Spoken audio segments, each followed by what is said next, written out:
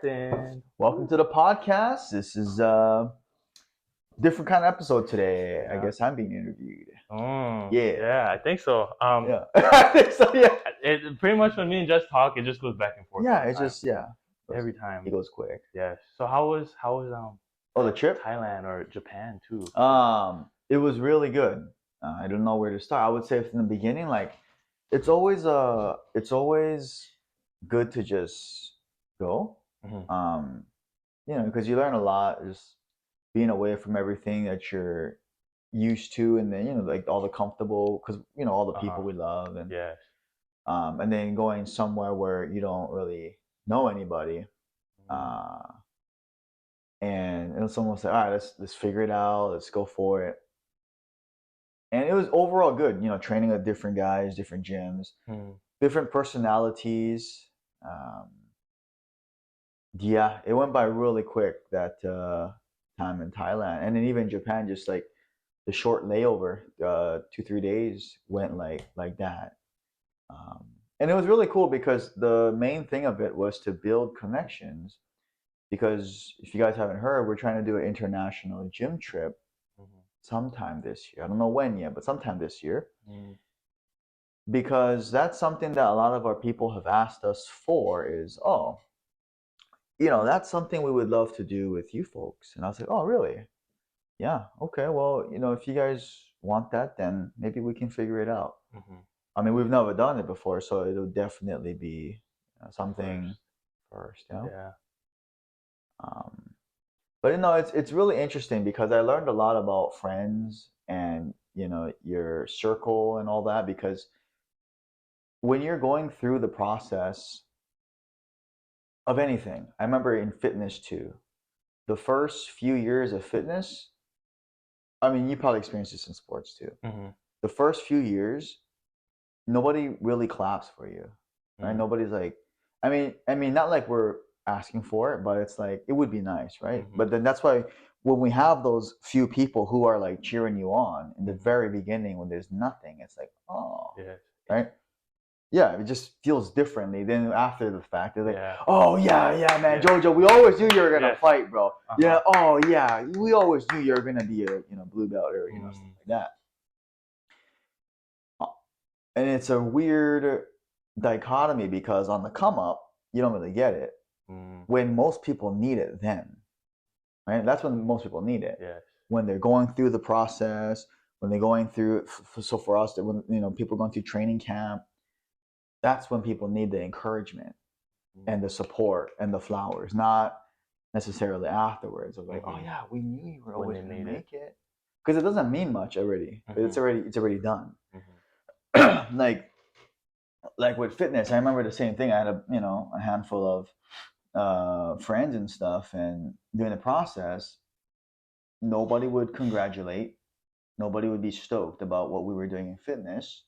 And then during the fitness part, I wrote Fighting Sickness with Fitness, right? Pre-pandemic. And then the people I thought would be stoked and congratulate, my brothers are now acquaintances. And I was just like, how come they're not stoked? And then actually the people that were stoked were like Alan, and then Alana. Now she's helping us big time. But back then it wasn't as much of a big role. But it was just like certain people. I was like, oh, I can genuinely tell that they're happy for what we're doing. I mean, for writing a book or whatever, or even if it was like launching, getting a transformation story of somebody, not mine, but like somebody else. Oh, this person lost 30 pounds and got off of statin cholesterol medication or stuff like that, and oh, okay. But yeah, it's sad sometimes. Yeah, it's sad sometimes because you just feel a little bit sad that your brothers or sisters that you would think would be happy, are actually the opposite. That hurts.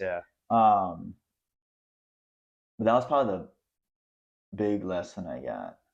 Yeah, Because in the beginning, it's like, yeah, man, go for it, do it. And then when you're going through it, it's like radio silence. Even after radio silence. So that's just kind of something like more anecdotal. Like I just observe people. Like, oh, okay, well, maybe they. But it also comes to that quote of like, what was that old quote of like they want you to do well or something, but not better Until than you. them. Oh something yeah. something like that, right? Something Like like that old that. quote. So there is that too. To understand. Yeah. Yeah, it's So- it's crazy that you brought that up just because last week when I was filming a podcast with Junior, he calls it the lost tapes. The time, the time when people don't know what you're doing. When they're trying to figure out what you're trying to do, or he calls it also the foundation of people that support you. Makes sense. Like when I first started training and stuff, it was like you guys that were encouraging me to fight MMA. Yeah, I remember. We're in Happy Valley. Yes. And Happy Valley. You were like, oh, Jojo, you ever thought of MMA? And yeah, I was still nervous. I was like, no. Like I was in that scared phase. This is 3 years ago, yeah? Yes. Yeah. Back at Happy Valley. Yeah, Happy Valley. When you was a purple belt. Yeah. And then I remember when this is after all that, and Ty, BJ, and Luke was gonna go Stockton to fight. And I remember I was on my way to Pandas. Oh, you were. Remember when I was telling you I was buying like a. Yeah. I was buying. You're buying food. Yeah, my traditional double teriyaki chicken with super greens. And then you called me. I was like, Jojo, they have a fight for you. And I was like, oh, I don't know. That's right. I was like nervous, but like you talking about how sometimes it's your brothers and sisters that don't support you in the beginning, or they support you in the beginning, and then when you actually do it, it's kind of like blank. And like I think of that as like now too, how like when I just started fighting, it's the same people that support me, you guys, and there's other stuff like outside, like I hear and stuff, but having like you guys as my foundation really helps me like keep going. I think that really helped me.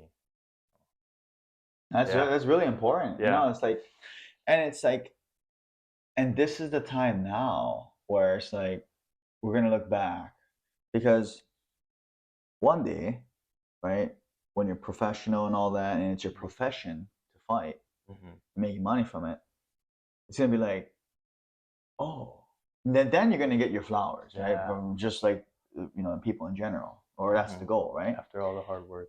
And this period now to that is the time where like all the self-improvement books and self-help books talk about like persistence, follow through, courage, doing if you're scared, faith, discipline, all that stuff, self-control. And because it's this period is hard, you're like kind of dark, and then you have like your few like the circle, small circle, inner circle, and then you're kind of trotting through the process, and then to get to here, and then that's when everyone's like, a spotlight, you're getting all the attention out here. But this period, because it's like we're not far enough where the people that we want to associate with will associate with us, but then we're not also just a dreamer where people are like, oh yeah, I think it's a good idea. Right? So it's like we're in the middle. You're right in the middle. Yeah, because if somebody, like, let's just say you never fought before, people will be like, oh yeah, I think there's gonna be a lot of people like, oh yeah, I think you should do it, right? And then now as you're going through it, it's like, hey, I wanna bigger goals now, dude. I wanna go pro. I wanna go do this. And then watch the language of what people say. Yeah, it will shift. And then the ones that don't shift are the ones that's like, oh, okay, well, maybe this, I can keep this person in the circle, because it didn't change. It's consistent, right? Because the first time through fitness, this is year 11 for fitness now. December will be 11 years being paid as a trainer. And it's just so interesting, because in the very beginning, when I was training clients in my backyard, and and then I was driving my mom's car, or I would get rides from people to go to the park. Because I didn't have a car. I was 19, 20 years old. And I had just come back from school, dropped out of college, went to a trade school, and got a lot of slack for that. Oh, this freaking Asian kid, like, this guy dropping out of college. And maybe the climate's different now. It's like, I just dropped out of school. But like, 10 years ago, it was a little bit different. And then, of course, before that was a lot different. But I remember thinking like, oh man, like I just lost a bunch of my support. And then when I first officially started, I had a bunch of support. I was like, oh, this is kind of sweet, right? And then like 1-2 years later in, I was like, where is everybody? Because now I took it seriously. Like, where is everybody? Like, oh, now it's not free anymore. You want to charge us $10 a workout. I was like, you guys don't want to pay me $10 to a workout? Like, no, like, you think $10 is too much for an hour of my time? You know what I mean? Like, it's just like, that's pretty much what it's saying, right? And I definitely took it personal at 19, 20 years old. I was like, pretty much still a kid. And I was like, dang, man, like, there's basically the marketplace saying I'm not worth $10 a class yet, an hour class, which is fine. Now looking back, it's like, okay, that makes sense. I gotta make tweaks, I gotta improve, da, da, da. Yes. But at the time when you're, first 19, 20, I was just like, man, emotional. But it was just a real challenge because in the very beginning phase, you lose all those people that cheer you on. And then when you start doing the thing that they cheer you on for, they disappear. Because they're like, hey, Just, I want you to open a gym one day. And then 4 years later, we came here. But at the time, I was bouncing around like different gyms, renting space. And so in that phase, everyone's like, oh, yeah, Justin, awesome. Right? And then once I actually did what they wanted me to do, Justin, I really think you should do it. And I was like, are you guys going to come? Like, nah. I was like, what? You wanted me to open the gym. And then now they're like, oh yeah, must be nice and this and that. I was like, dude, I'm struggling. Like, we just opened, but I'm really struggling. The first, we're always in a struggle, but like in a sense of like, it was really hard. No experience, 21, 22 years old. And I remember thinking like, oh shoot, like, at that time, I didn't read books or any self-improvement. So I was like, man, this is kind of unfair, stuff. But I was like, all right, now looking back, it's like, that's totally the process. And then, of course, now in fitness, now nobody really, now you get a little bit more, right? A little bit more like, oh, yeah, we always knew you were going to be a trainer, this and this, or a nutritionist or whatever. And then, the book and all that. And then when we forced ourselves back into the grind build mode with jiu-jitsu when I was a purple belt, and they're like, oh yeah, you're just a purple belt, and you haven't trained in a while and this and that. Same thing, that same process. I was like, well, at least I went through it once with fitness, and I've been doing jiu-jitsu longer, since I was 16. So I was like, all right, well, you know what, like, at least I know what to expect. And then it was what I expected. Now we're doing that again with Muay Thai. I'm like, okay, it's the same process the third time. You get people supporting in the very beginning. Go for it. You should go fight Muay Thai. You should go fight in Thailand. You should go, da da da. You think I should? Because more confidence. Right? It's like, dude, you really think I should go fight in Thailand? Yeah, bro. Like, fucking go fight in Thailand. Man, I can swear on my own podcast. Yeah. This is your podcast. I'm just saying fucking. I'm not really saying fucking, but I'm just saying fudging. Okay. But basically, I was just like, well, do you think I should go fight in Thailand? They're like, yeah, you should go. You should go fight. I was like, okay, great. And then once you do it, crickets from the same people that were like, do it. And then you go back again. You go back a third time, a fourth time. I think fifth time now. Yes. And it's like radio silence. And then same thing's gonna happen, just like jiu-jitsu black belt. When the black belt happened, oh yeah, I knew it. When you were 16, 14, 15 years ago, we always knew you were gonna be a professor, da da da. 15 years later, right? It's gonna happen with Muay Thai too. You know, once we start compete, you know, once you guys start competing, all that stuff, we have our team compete, and we start building that. There's gonna be a point where it's like, oh my god, we always knew you were gonna. But it's the beginning and the end. That middle phase, nothing. It's crickets. And being okay with that. Being okay with that. And then the onesies and twosies, right? The 1 out of 10, right? Because 9 out of 10, we're not gonna. But 1 out of 10, you know, there'll be a handful of people that'll be like in the process, and that's usually like mentors, coaches, you know, maybe certain family members, stuff like that, that are like really with you in the come up. Yeah, because that's where it's important. Yes. And hopefully they're with you from the very beginning, middle, and ending. Right, where they're excited for you to do it, and then they're with you in the process, and then they're stoked for you after the fact. Yeah, because to me that's a real. Yes. Whether you can't even call it a friendship or mentorship or whatever you want to call it, but if it's a friend, you would want that friend to be excited. Right? Well, it doesn't matter if it's a baking business, doesn't matter if it's a combat sport. You know, you would want, oh man, I'm so excited for you, dude. You're selling cakes? Yeah, bro, freaking awesome. Hey, congrats. I heard you opened your new baking shop. Great. Dude, congrats, man. You made the freaking magazine and news. Oh my God. Right? That you would want that person as a friend. Yes. Someone who's truly happy for you. Yeah.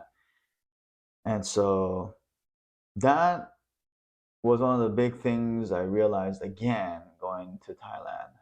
Yeah, again. And then the Japan thing too, and making connections and stuff like that. It's like, okay, got it. Because the actions or non-actions speak louder, right? Than words. Yeah.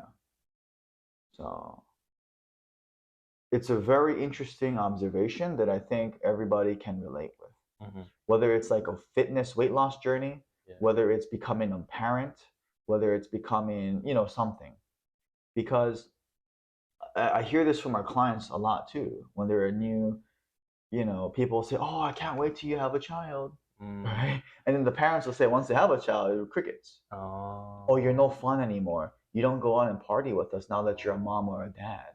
Well, it's like, of course, they have responsibility. Like, you gotta take care of the kids. Right? And then same thing if people start a business or a new sport or something. It's like, oh, you're no fun. And I like the old you. You see how they label you? I like the old you. Because that's something they're used to. Yeah. And we probably read about it too, right? Like, oh, we like the old you. You know, we like the old high school version of you. We like the college version of you. We like the mid-20 version of you. We liked how you were 5 years ago. You're a little bit too uptight for us. I don't like your standards. You make me feel fat. That's why. But they're not going to say that. It's just in their mind. Our fitness members too. Awesome. I love them because once they go through their fitness journey, right? Same thing. We hear that when we do the accountability and then the coaching. And I said, what's your biggest challenge? They said, it's at home and friends and family. I said, really? You know, now it's not shock anymore after we do this hundreds of times. But over the years, same story, different details. Oh, you know, my spouse, you know, it's kind of getting a little bit jealous that I lost 25 pounds, and now I can, you know, fit back into my old dress, or vice versa. Oh, I can fit back into my old shirt and my old jeans, and I'm getting attention. So like, they don't like it. They're trying to like make me feel guilty for losing weight and being healthy. You know, there's that. And also their social circle too. You know, Carrie doesn't want to go drink anymore because she's working out at Yanagida's. See, she's one of those. And then they make you feel bad. You know, oh, she's one of those like workout junkies. Don't talk to her. She's just gonna reject you. I've heard that story so many times from my members, from our local moms, aunties, grandmas, granddads that come in here wanting to better themselves. I don't know if that's just our culture thing or like what the heck, but it's not cool. We just put others down instead of lift them up. In particular, I only mainly have experience in fitness and jiu-jitsu, a little bit more time now, but like mainly fitness and jiu-jitsu. And I see that even with like our solid white belts, right?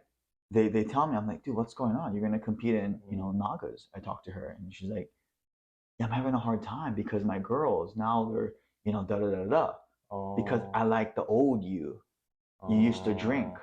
You used to smoke weed. You used to Mm. party, right? And then it's so hard to like Step out of the step out box. of that. Yeah. That's the battle that most people go through when they go through an 8-week fitness transformation. When they go through, a Naga preparation. When they go through an MMA camp. I know you also went through something like that too, and all of our boys as well too, because it's not sexy in the moment. You don't get instant joy, instant gratified. Delayed gratification. It's delayed, yeah. Because when it's instant, it's like, hey, bro, we go drink.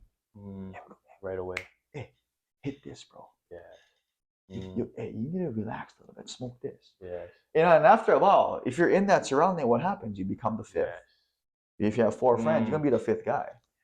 You know what? One hit shouldn't hurt. And then 3 bong rips later, you're like, oh shit. I'm not judging anybody. You do whatever you want. I'm not saying alcohol or whatever. You do whatever you want, but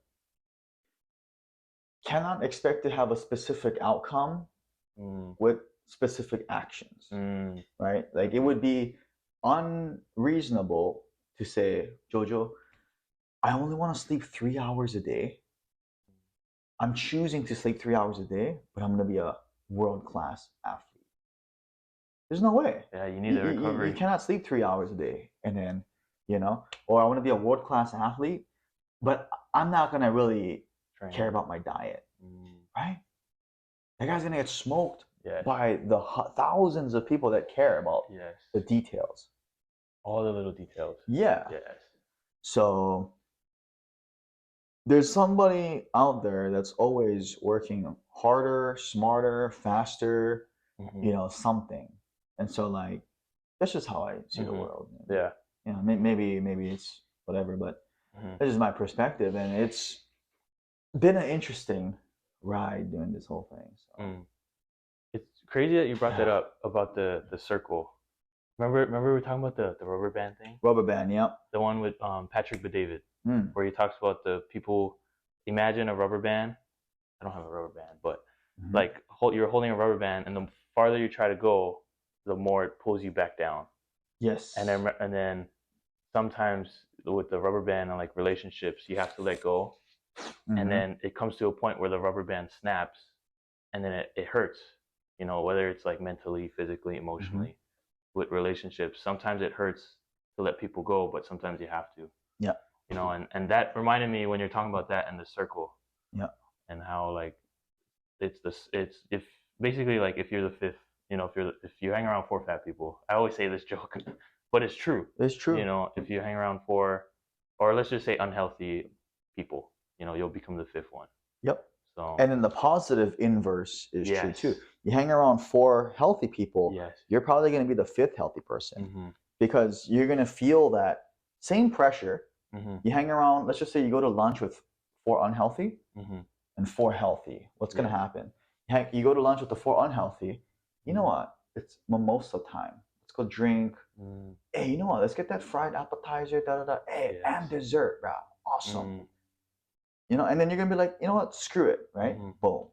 Now, I'm not saying that's don't be a human and don't live life. I'm not saying that, but if that's your normal paradigm of like regular, consistent, your blood work will show it.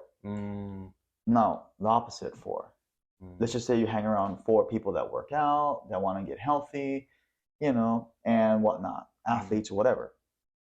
Now they say, you know what? Nah, we skip the appetite. Instead of a drink, hey, you know what? Nah, water's fine. Or nah, let's be fancy. Let's get sparkling water. Or with a lemon. With a lime or whatever, right? And then you know what? Nah, no need dessert. Like it's only lunchtime. Like I'm gonna get sleepy. Oh yeah, that's right. You can get sleepy. Yeah, you eat too much sugar. Okay. So what happens with the 5th guy? I'll just get what they're getting, or something similar. And then you hang around that. Yes. What happens? It's almost like you don't want to be that 5th person to go against your circle. So that's why in Atomic Habits, right? What do they say? The fastest way to create change is put yourself in an environment where your behavior you want is a socially accepted norm. Yes. It was make it obvious. I remember make it obvious, make it satisfying. What was the other one? Make it Obvious make it satisfying. Those were the two that I remember. And then by putting yourself in a circle, you make it obvious. Yes. Because everybody else is doing that. It becomes a norm. Whether good or bad, right? If it's a negative environment, then it's obvious. It's but then it also could be cool, satisfying. Yes. Bro, let's go. Like right before the fight, hey man, let's go smoke, let's go drink a little bit. Nah, 4 beers not gonna hurt you, dog. You see what I mean?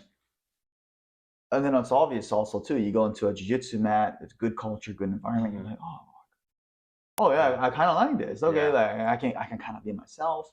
I can be a little bit nerdy. I can talk to other people. Yeah. Huh. Nobody cares that I'm weird. Actually, we're all kind of weird, huh? Yeah. She's weird. He's weird. I'm weird. The instructor's weird. We're all weird. Huh.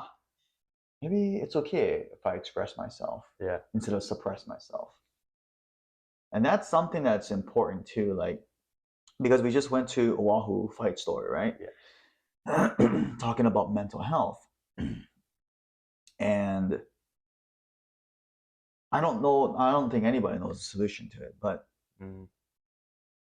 I know one thing is that when you are depressed, because I remember like when I went to the Waihe Bridge over here, and this is before they had the guardrails out. Yeah. Oh yeah. 17 years ago, and I remember that was the time when I took my foot off the bridge, and I was going to join the other people that had jumped before me from that bridge, and then bless them, the people that afterwards that ended there too. But the stigma too is that you have to suppress whatever mental, like you got to suppress it. But what happens when you suppress? I got this from my late mentor Bob Proctor. When you suppress, you depress. So the opposite of suppressing and depressing is expressing. You got to express yourself. But if you're not around people you can fully express yourself, you're going to subconsciously suppress yourself. And then you suppress yourself long enough, you mute your colors, you keep suppressing yourself for a while, now you're depressed. Right? Because you don't feel like you can express. And like even just like let the energy out. Yeah, let it out, because you're always like, oh my God, suppressing, like shoot, what if I say this and then now they're going to attack me, or are they going to judge me, Right? Versus like, wow, I can just kind of feel safe and be myself, not get attacked. Because the people that need to share whatever they're going through aren't the people that have the super high confidence, right? Like, when I was going through that, or whenever we do go through that, that's when we're usually at our lowest. And so like, of course, on the outside, people say, oh yeah, you guys just got to speak up, and, why didn't you just let us know, right? Yeah. And then kind of like put the blame back on them. And especially if it's kids and teenagers, like the stories we heard of like 12-year-old daughters, and then when the fathers were sharing their story about their daughters taking their life at 12, 14, 16, athletes, different non-athletes and all that. You can't just point the finger back at the child and be like, well, it's the child's fault. She should have spoken. That's not the answer. That doesn't help anybody. And I don't know the answer, but because I lost two friends in suicide. One was a fitness brother. He had his own gym, super successful in California. I met him through the mastermind of Todd Durkin, because we were in a network of gyms. Took his life, 33 years old. 33, good looking, had a good career, been in the industry almost 10 years, and took his life, And then, we have people we know too that did the same. And the crazy part is that it's almost accepted that it happens. Yeah, like that. I'm not saying anyone's worldview or anything like that is, the one, but it is interesting observation. Yeah. Yeah. I don't know what the answer is, but it's just, I know one thing is we could probably be a little bit more compassionate for each other, what people go through, and not just be like, like if we tell a high school kid like, oh, you have no idea what we go through as adults, that doesn't help them. Like the language that people use. Yeah. Like comparing our pains doesn't help. Like, oh, you're depressed from that.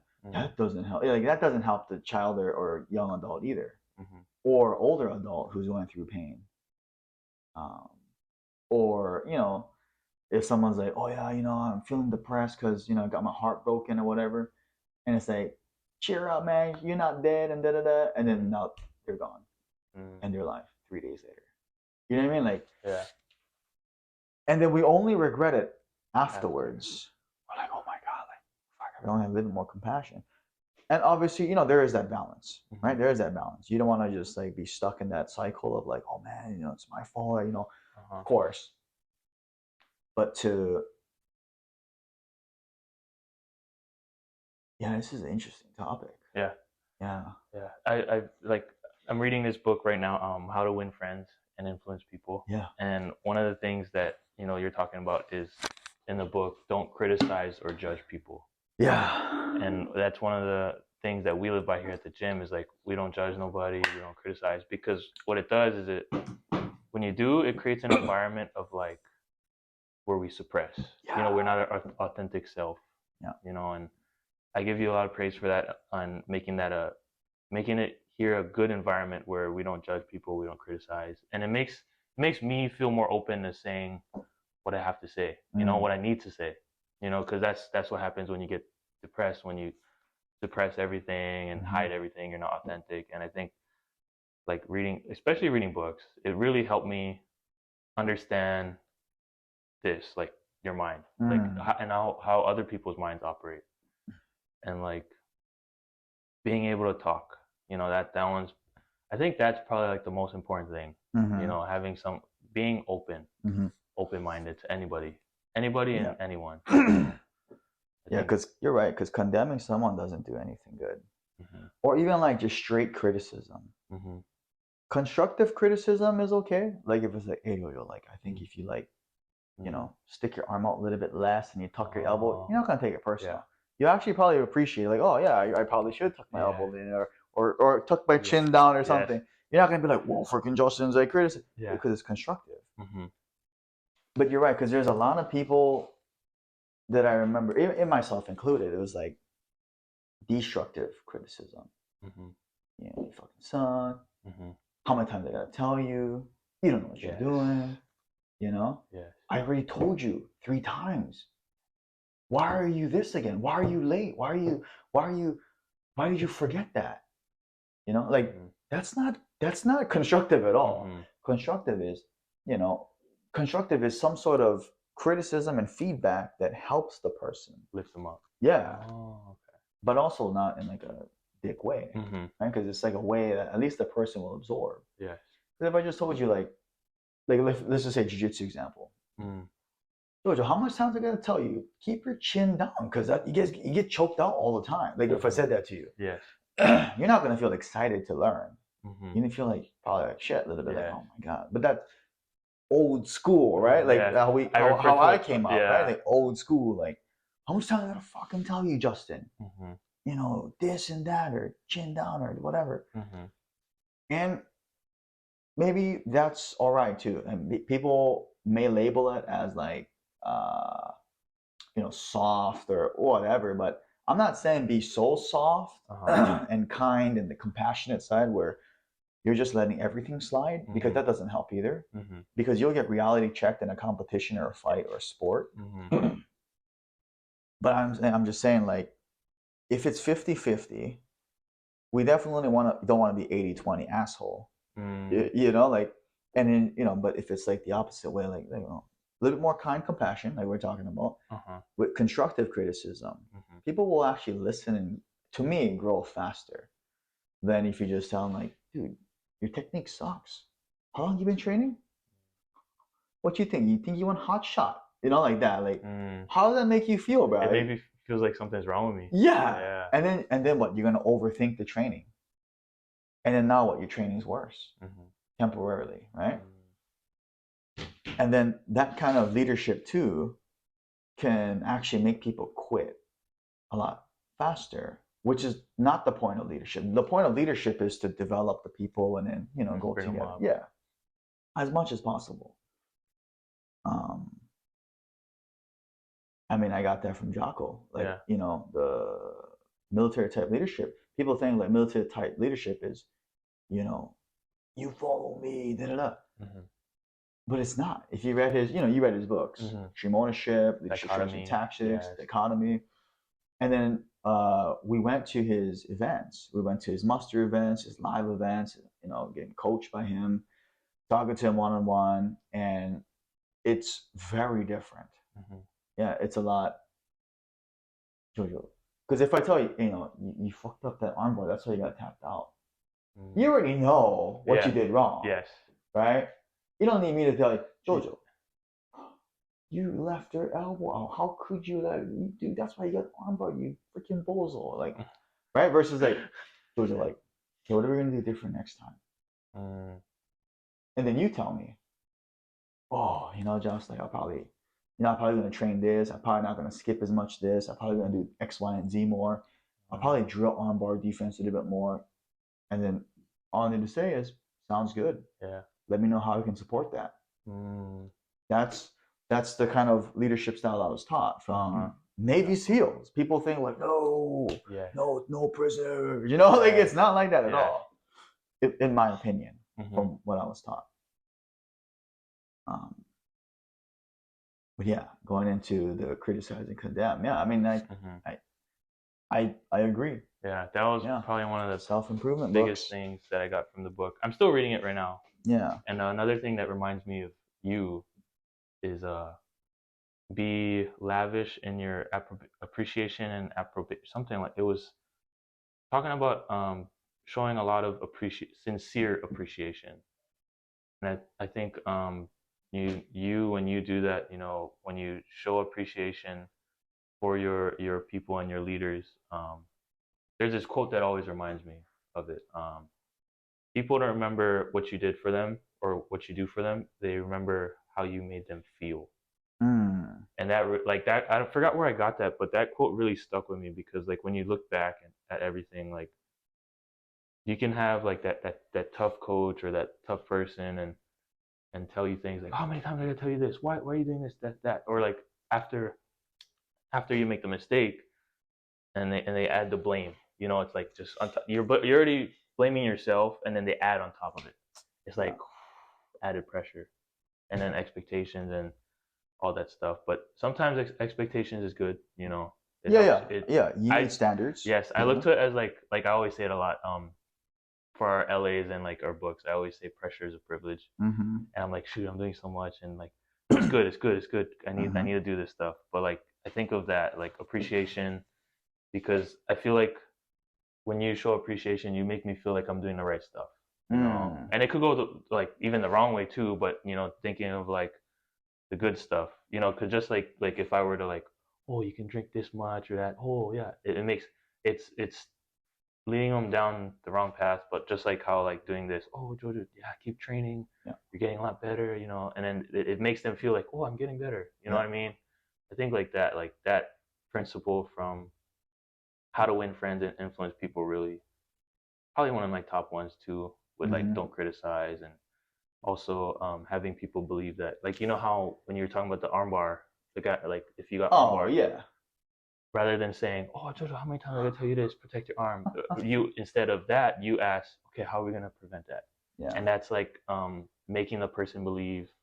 One of the other ones that I read today, we were talking about this earlier, having the person believe that the idea was theirs, so that they follow it. And basically like you telling that student, okay, how are we going to defend the armbar? He's already thinking of answers like, oh, I got to tuck my elbow, do this, maybe train a little more. Boom. Now he believes in that idea, rather than you, oh, I need you to train more, do this, that. Telling him rather than having him come up with it himself. Yeah, because then the person will more likely do it. And then the question is a genuine question too, because maybe like let's just if I ask like, what do you think you want to do differently next time? My thought might be, from my perspective, might be like, whoa, you should do this, this, and this, right? But I don't know. I don't know. Maybe in your brain you go, well, I think we should do A, B, and C, and I'm gonna do those three things a little bit more, and a little bit sharper, and take it a little bit more seriously.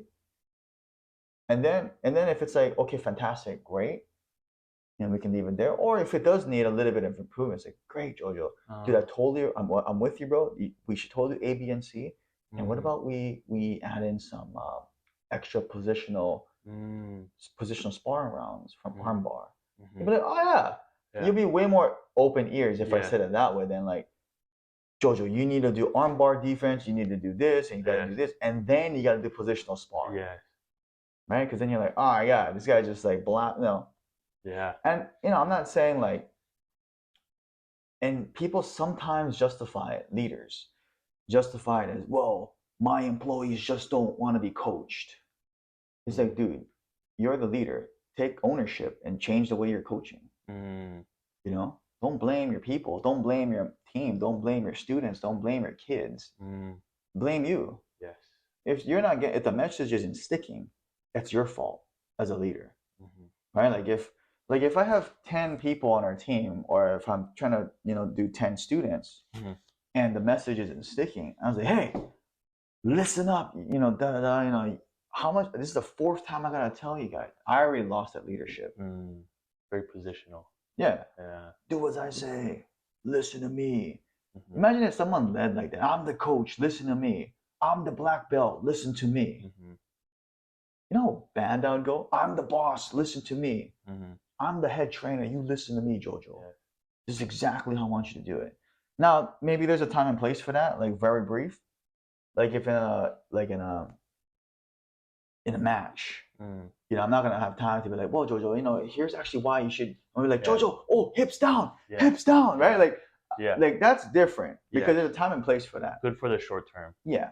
But I'm not gonna be like, but then the long term strategy wouldn't work. If you're in a match and say, Jojo, hips down, because here's the reason why is if you could be like, don't tell me that. Like, I need to know now. I need to know now. Like, yeah. And a good example was, remember Alana's match? Yeah. She had the collar, and she looked at me. She was right in front of me, and she looked at me. It's on camera, and she literally is like this, and she looked at me like this. She was like, "What do I do?" And I was like, "Sweep backwards, over your right shoulder." She said, "Oh, boom, sweep, armbar, right?" Yeah. But like, I'm not gonna be like, well, if you really, you should. That's not the time to be like, you figure it out. That's the time to say, hey, go backwards, right shoulder is open, because then I can see that the base is off. Right shoulder, boom, and then she swept. Remember that scissor choke to armbar. Oh no, it was an armbar to scissor choke. Yeah, she finished with the scissor choke. But like that's an example of like when we would use a quick approach. Yeah. But also the person understands if 80-90% of the time it's, Jojo, how do you think we should do this? Okay, so that's your plan? Okay, this is pretty good. How about we just tweak this 1 or 2 things? How much more open are you? If you came up with a plan and I say, Jojo, like this looks pretty good. Yeah, execute this. And then what if you just add in this 1 or 2 extra things? What do you think of this? You're probably going to be more likely to be like, sure. Versus if I say, hey, Jojo, here's my plan. I want you to run the podcast like this. Yeah? And then if you say, oh, but what if we do this? I said, no, just do it like this. I see. Unless it's the very beginning. Yeah. I understand if it's a brand new jiu-jitsu person, you have to give them some structure. Like, okay, armbar, all the steps. The foundation. Grab the elbow, the shoulder, the pin, knee, squeeze, of course. But to me, in leadership, like after a while, it's like people know. People know what they're doing. And it's usually our egos that are like, well, no, I know better than Jojo, so I'm gonna come up with a plan because I have 10 years experience. But also too, it's also good to get the eyes and experience of a fresh, because it's a different perspective. But seriously, like the one thing that I see that holds people back is pride and ego. Mm. You know, because it's like, wow, I know better than him or her. And maybe you do. Maybe as a blue belt, you know more than some white belts. Sure. You know, maybe brown belts know more than white and blue belts. Sure. But that doesn't mean like we should just trash their ideas. Yeah. You know. Yeah. Same with business. You know, we don't want to just shoot down the new guy's ideas. You just be like, wow, this guy's new. Dismiss the ideas. This sucks. Like, oh, tell me more about that. Because it could be good. And then if it's not good, if you like, let's just say you have a good idea, we're like, actually run with it, Jojo. Let me know by Wednesday how it goes. Can you let me know by Wednesday? And you're like, yeah, sure. Number one, you'll feel like pretty empowered. You're like, damn. Yeah. And then number two, if the idea is bad, I'm like, Jojo, like, wait, run me through that again one more time. And then you might even be like, wait a minute, this plan doesn't actually work, huh? You might come up with it yourself. Like, wait, what was step 4 to 5 again? Well, I'm thinking about doing this to this. Really? And you're gonna be like, oh, maybe something's wrong, right? Yeah. Instead of like being like, this is wrong. Yeah. Like, it's more targeting. Saying it that way. Oh, this is wrong. Yeah. It's like, wait, can you run me through what you're gonna do from here to here? And then let's just say like you're like, well, I think I was gonna go party because it's 1 week out. And you say, what do you mean you're gonna go party? Yeah. Well, you think I shouldn't? You know, versus like me saying you shouldn't go do that because now you're gonna want to do it more. You're gonna want to go drink more. Yeah. Versus like, the other way, and that's the appreciation thing too. Like it could go both ways. It could go both ways. Yeah. So. Yes. Yeah, that's a good book. Yeah. I'm noticing it's a really influential book, and you said it's like one of the top top books. Yeah, we could talk forever, Josh. We got Muay Thai in a bit. I mean, I would say like, How to Win Friends and Influence Others is a great book. What was another book that you're reading recently? The 3 I'm on 3 right now. What was the other 2? So How to Win Friends, Daily Stoic, and Dichotomy of Leadership. Oh yeah, Dichotomy. So what are your overall thoughts on the book? I'm still in the middle right now, but it's kind of like relates a lot to what is that book that we were reading for the team? Leadership Strategy. Oh yeah, his later book. Like all the basics from Extreme Ownership, Cover and Move. What was the other ones? I keep forgetting. There's like so much books and so much things on my mind. Yeah. One of the things that stuck with me is the one that you said, taking responsibility regardless, Yeah.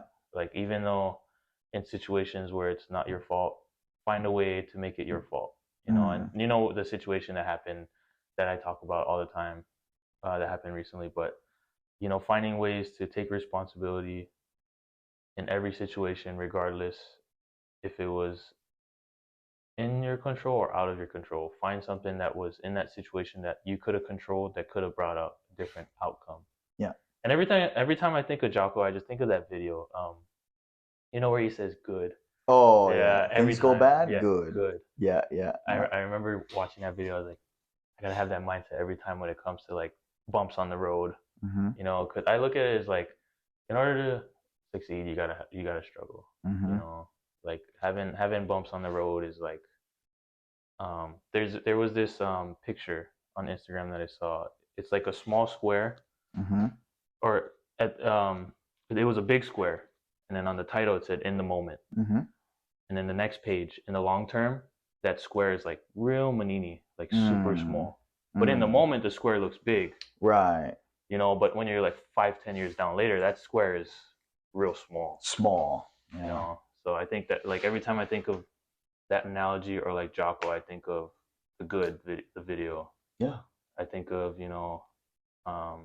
got an injury, good, figure out how to deal with it. You got a lot of homework to do. I'm still in school, got a lot of homework, good. I got a lot of stuff for the gym, good. Keeping myself busy, but also like trying to find that balance. Not really balance, but making sure I make time for myself as well with, I call it self-devotionals. I like to journal every morning. I like to read and plan. Planning. I think planning is so important. I'm a big believer in the quote: "If you fail to plan, you're planning to fail. So if it wasn't for that quote, I'd probably not plan. be all over the place. I'd be like, oh, I gotta do this, and then never get to it. Yeah, So. And that's the part of the Daily Stoic book you're reading too. It's like without the highest level of whatever people want to call it, power, mastery, is self-control, right? What is self-control? Self-discipline, self-restraint. People don't like that word. Yeah. Self-restraint. What do you mean self-restraint? Self-restraint from the immediate pleasures for, bigger goals and stuff. That's the whole immediate versus later gratified, right? Stoicism. Yeah, self-control, self-restraint, self-discipline. Those are like bad words now in the social media. Yeah. Oh, you're talking about self-discipline and self-restraint. What is this? Self-control? Like, it's like, well, but that's also why they say it's like a 3% of people only talk about it, or actually live it. Like one. Or 1 to 3%, whatever the percentage, but because it's not sexy. And the sexy thing is no restraint. Let's just freaking party. Yeah. Fuck it. And then going back to the dichotomy book, it's a great book because I remember thinking like, dude, this leadership thing, it's so confusing. This is before I went to go meet Jocko too, and his event and his mentorship.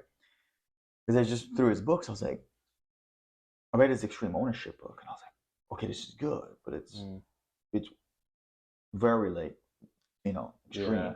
But it's also is good because it was like it broke my limiting belief of something can't be my fault.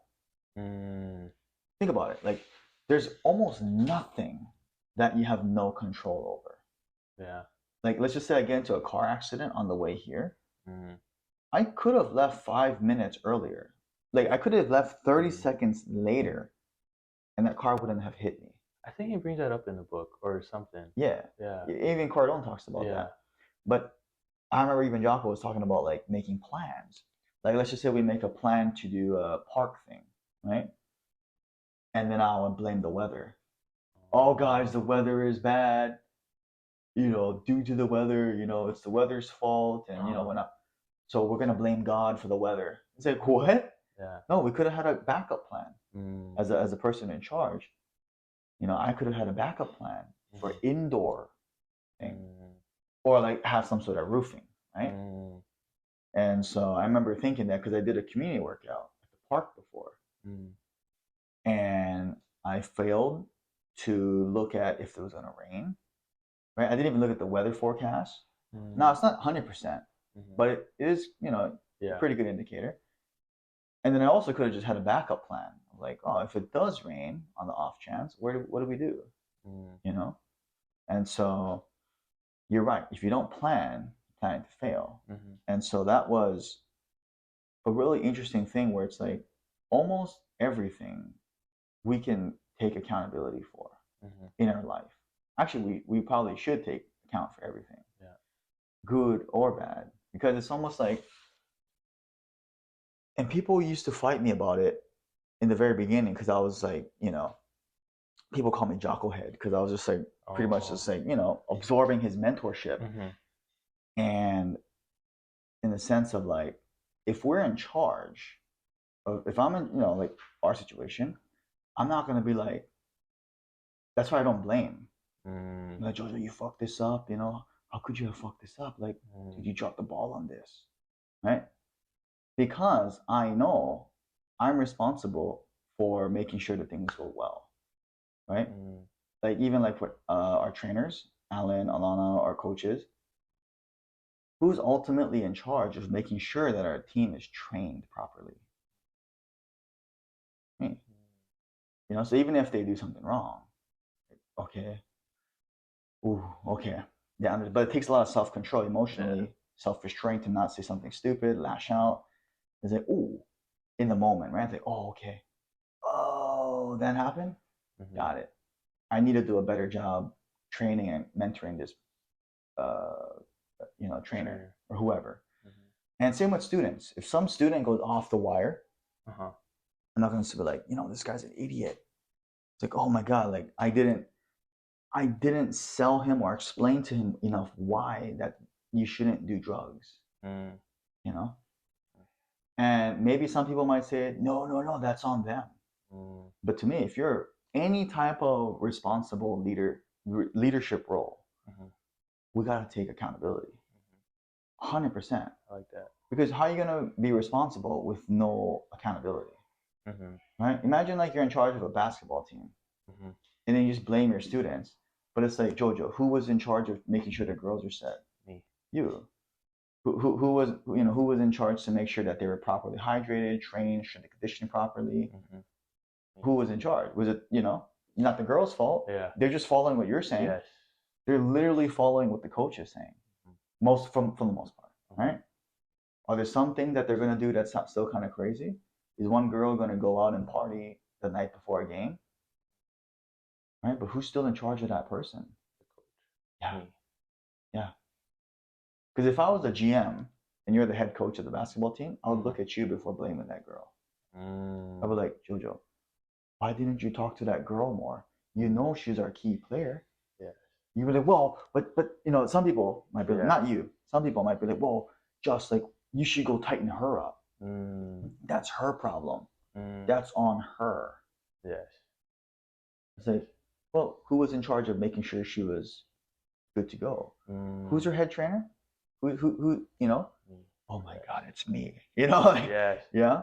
And so to me, like, it's really weird to just throw someone under the bus, especially if you're in charge, and even if you're not in charge. Like, oh man, like, what could I have done differently? Self-reflection. Yeah, self-reflection. Man, could I have said something differently? Shoot, I probably could have said it in a different tone, huh, Jojo?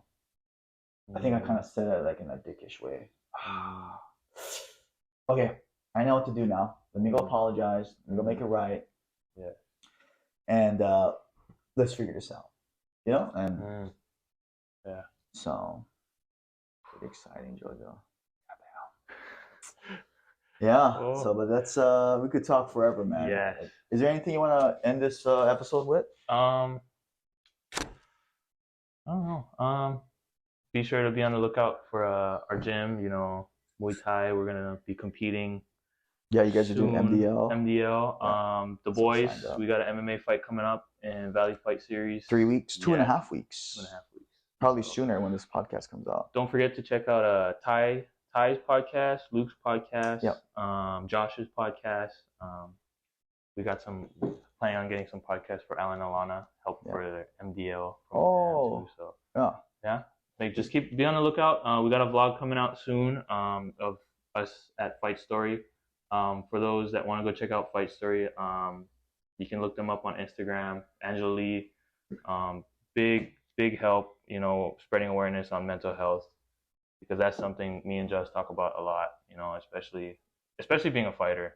A lot of people tell us like, oh, you're a fighter, you're supposed to be this or that, and mental health is really important. So yeah, that's the dichotomy too. Yes. Right? When to show, but when to not. Yeah. When to show would be like now. Jojo, I'm scared to fight. Yeah. Oh, okay. And then like probably not like when you're in the cage. Yeah. Yeah. That's a dichotomy. Yes. Because everybody feels that feeling when they're in the cage. 100%. When you step on a ring or something, it's just like, oh man, did I do everything in preparation? Yes. Yeah. You start questioning. That's the one that really messes with my head. Like, oh shoot, did I do enough? But sometimes you just gotta trust your coaches, trust your training, and just believe in yourself. So, dang. That's probably what I gotta say. Good, Josh. This is good. Thank you. Yeah. Don't forget to like, comment, and subscribe, guys. We'll see you soon. See you.